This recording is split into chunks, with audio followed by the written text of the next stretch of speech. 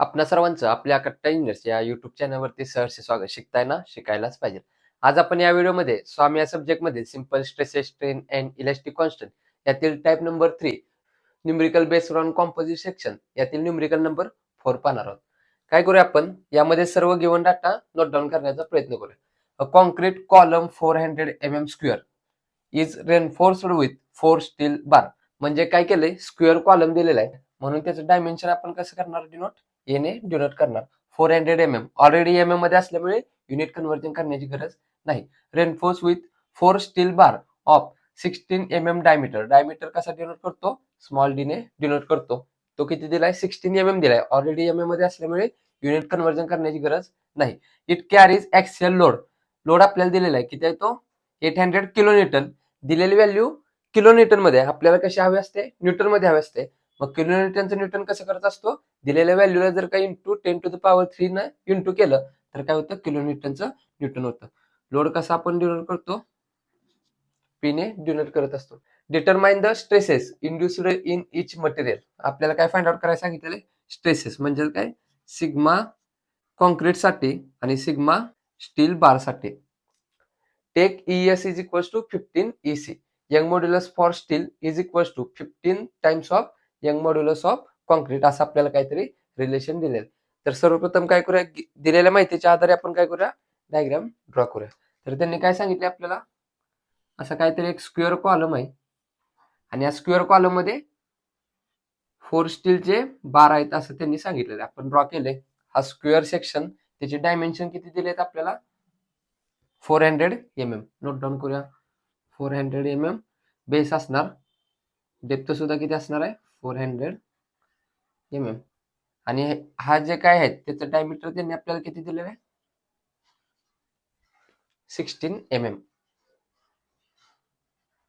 आणि ह्याच्या अवतीभोवती काय असणार आहे, कॉन्क्रीट असं काहीतरी असणार आहे.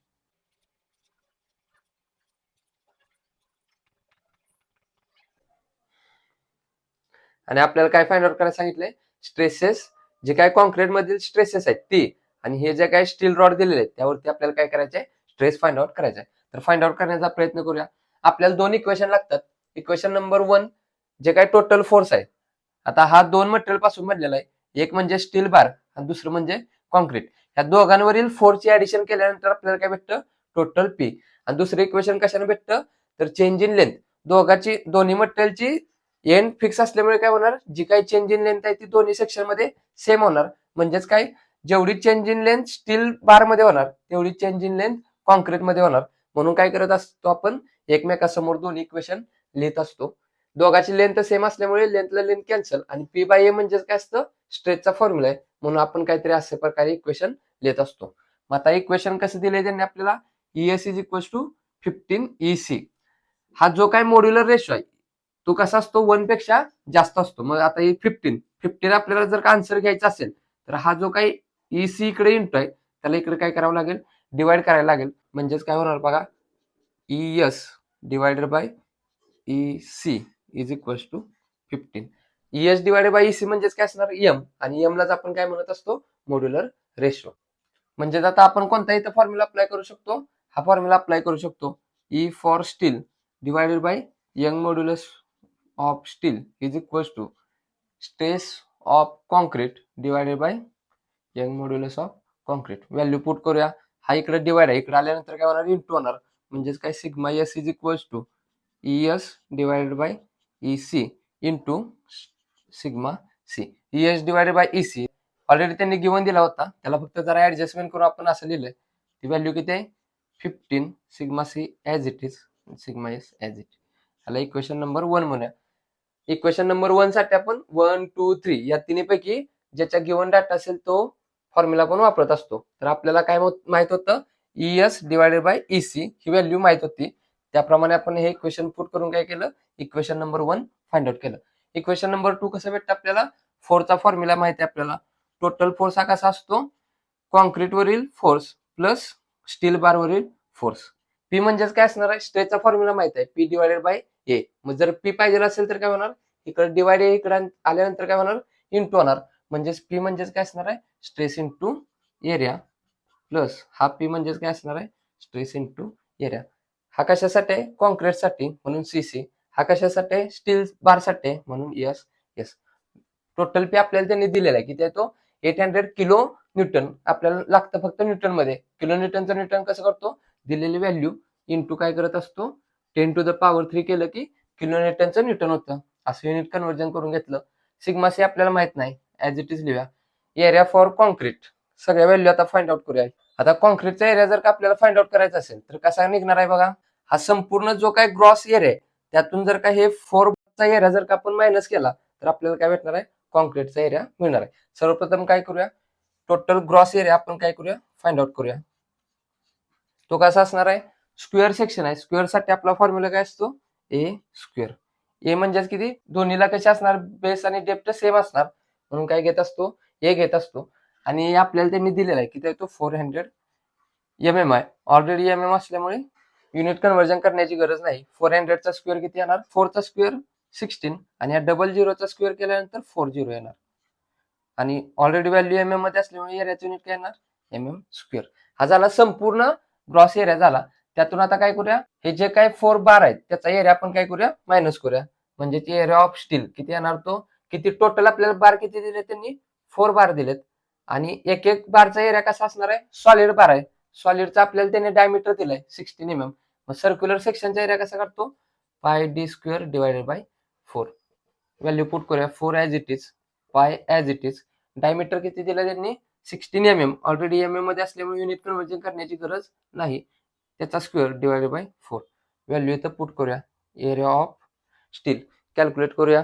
सर्वप्रथम हे फर्स्ट ब्रॅकेट सॉल्व्ह करूया. शिफ्ट धरून एक्स आपल्यानंतर पाय ब्रॅकेट मध्ये 16चा square bracket complete is equals to divided by 4. काहीतरी व्हॅल्यू आली कॅल्क्युलेटर मध्ये सेव्ह असणार आहे. आन्सर या बटन मध्ये इंटू 4 करायचं. काहीतरी आन्सर आलं. किती आलं आन्सर? 804.247.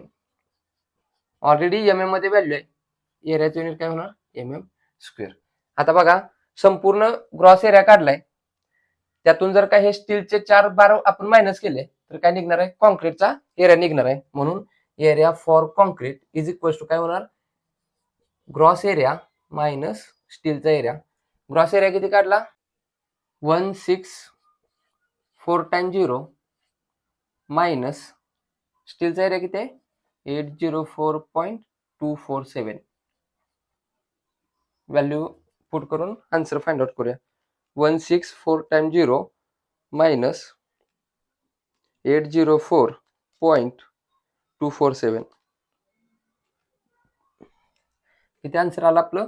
195.726. आणि युनिट काय असणार आहे? mm square. हा झाला एरिया फॉर कॉन्क्रीट. हा जो काय कॉन्क्रीटचा एरिया आहे इथं आपण फाइंड आउट केलेला व्हॅल्यू पुट करूया ब्रॅकेट मध्ये. 195.726 bracket complete plus stress of steel आणि एरिया फॉर स्टील किती फाइंड आउट केला? 4 बारचा एकत्र आपण कॅल्क्युलेट केलाय तो किती आहे? सिंगल बारचा आपण पाय डी स्क्वेअर डिवाइड बाय 4 काढणार. परंतु टोटल बार किती दिलेत आपल्याला? 1 2 3 4. म्हणून एकाचा जो काढलेला आहे त्याला इंटू 4 केलं की चौघांचा मिळून एरिया आपल्याला निघणार. तो किती काढला? 804.247. इथं आपल्याला स्ट्रेस इन स्टील माहित आहे. ते आता काय करूया आपण इथं व्हॅल्यू पुट करूया. Put equation 1 in equation 2. त्याला 2 नंबर म्हणूया. व्हॅल्यू पुट करूया इथं. मग काय होणार? Total 800 into 10⁻³ is equal to sigma C as it is. ही व्हॅल्यू सुद्धा as it is 159195.726 plus sigma S ची व्हॅल्यू इथली पुट करायची किती आहे ती? 15 sigma C. 15 into sigma C आणि ब्रॅकेट मध्ये 804.247. आता बघा हे इंटू हे करूया काहीतरी व्हॅल्यू येणार आणि यात सिग्मा सी आहे यात सिग्मा सी आहे कॉमन काढूया. मग हे आलेलं आन्सर प्लस हे केलं की काय भेटणार?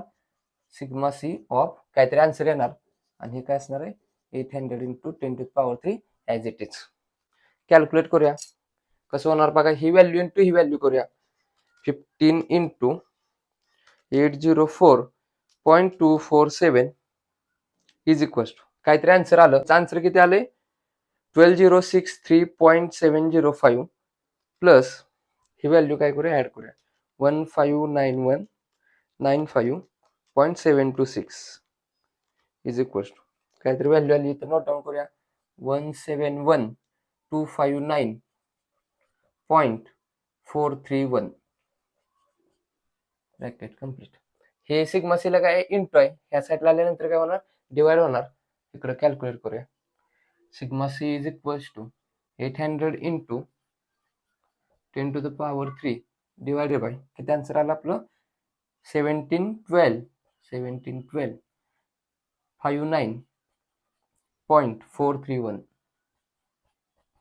व्हॅल्यू फाइंड आउट करूया.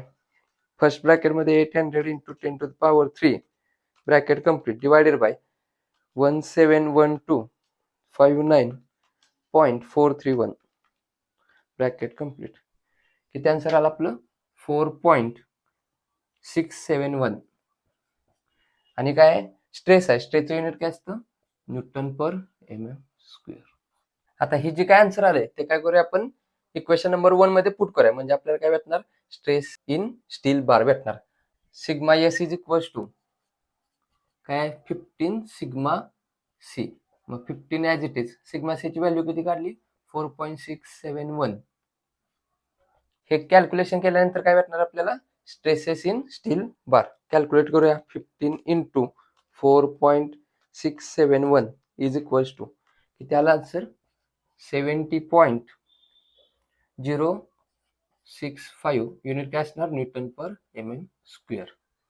तर एकंदरीत या न्यूमरिकल मध्ये काय केलं, जे काही गिवन डाटा होता त्याच्या आधारे काय केली, डायग्राम ड्रॉ केली. आपल्याला काय माहित होतं, संपूर्ण एरिया हा स्क्वेअर दिलेला होता. त्या स्क्वेअरच्या आधारे आपण काय केलं, ग्रॉस एरिया फाइंड आउट केला. त्याचप्रमाणे स्टील बार 4 दिले होते, त्याचा एरिया आपल्याला फाइंड आउट करायचा होता. त्यांनी डायमीटर दिला होता सिंगलचा, मग 4चा पाहिजे होता म्हणून 4 इंटू सिंगलचा एरिया असं कॅल्क्युलेट केलं. हा कशाचा आला, स्टील बारचा एरिया आला, 4ही बारचा मिळून. त्यानंतर काय केलं, संपूर्ण यातून हे 4 बारचा एरिया मायनस केल्यानंतर राहिलेला काय असणार आहे, कॉन्क्रीटचा एरिया असणार आहे. त्याप्रमाणे आपण काय केलं, हा जो काही ग्रॉस एरिया आहे त्यातून काय केला, स्टील बारचा एरिया मायनस केला, राहिलेला आपल्याला काय आला, कॉन्क्रीटचा एरिया आला. मग या टाईपचे न्यूमरिकल सॉल्व्ह करण्यासाठी आपल्याला 2 फॉर्म्युला लागतात. एक फॉर्म्युला असतो टोटल फोर्स पी, म्हणजे काय, जो काय कॉन्क्रीटवरील फोर्स आहे तो प्लस स्टीलवरील काय फोर्स आहे, या दोघांचे ऍडिशन केल्यानंतर काय भेटतो आपल्याला, टोटल पी. हे एक इक्वेशन वापरलं. आणि दुसरं इक्वेशन कशावरनं भेटतं, दोघांचे एंड सेम असल्यामुळे दोघांची चेंज इन लेंथ कशी असणार आहे, सेम असणार आहे. म्हणून काय होणार, change in length in steel bar is equal to change in length concrete bar. त्याच्या आधारे आपण हे इक्वेशन वापरलं. आपल्याला काय लागतं, जो काय मॉड्युलर रेशो आहे तो 1 पेक्षा कसा असतो, जास्त असतो. म्हणून काय केलं, 15 एका साईडला ठेवलं. 15 ही व्हॅल्यू 1 पेक्षा जास्त आहे. मग 15 व्हॅल्यू येण्यासाठी काय केलं आपण, हा जो इंटू आहे इकडच्या साईडला काय केलं, डिवाइड केलं. म्हणून काय आलं, ES डिवाइडेड बाय EC. हे इक्वेशन फॉलो होण्यासाठी आपण काय केलं, लेफ्ट साईडला काय ठेवलं, स्टीलच्या व्हॅल्यू ठेवल्या आणि राईट साईडला कॉन्क्रीटच्या व्हॅल्यू ठेवल्या. हा इकडे डिवाइड होता, इकडच्या साईडला गेल्यानंतर काय होणार, इंटू होणार. म्हणजे असं काहीतरी इक्वेशन झालं. आणि ही व्हॅल्यू किती आहे, 15 आहे. ऍज इट इज पुट करून याला इक्वेशन नंबर 1 म्हटलं. आणि टोटल फोर्स कसा असणार आहे, कॉन्क्रीटवरील फोर्स प्लस स्टीलवरील फोर्स. मग स्ट्रेससाठी पी बाय ए असतं. मग पी काढायचं असेल तर काय होणार, हा इकडे डिवाइड इकडे आल्यानंतर इंटू होणार. म्हणजे stress into area, stress into area. Calculate केलं, जे काही ते एरिया फाइंड आउट केलेले होते as it is value put करून काय केलं, कॅल्क्युलेशन केलं. आणि फायनल आन्सर आपलं काय आहे, जे काही stresses in material find out करायचं होतं ते आपण इथं एंडिंगला फाइंड आउट केलं. कॉन्क्रीटवरील स्ट्रेस आणि स्टील बारवरील स्ट्रेस आपण काय केलेलं आहे, फाइंड आउट केले. युनिट मात्र व्यवस्थित द्यायची, न्यूटन पर mm स्क्वेअर, न्यूटन पर mm स्क्वेअर. आणि एरियाचं काय असतं, mm square, mm square, mm square. या व्हिडिओच्या रिलेटेड जर तुम्हाला काही डाऊट्स असतील तर कमेंटद्वारे कळवा. हा व्हिडिओ आवडला असेल तर नक्की लाईक करा.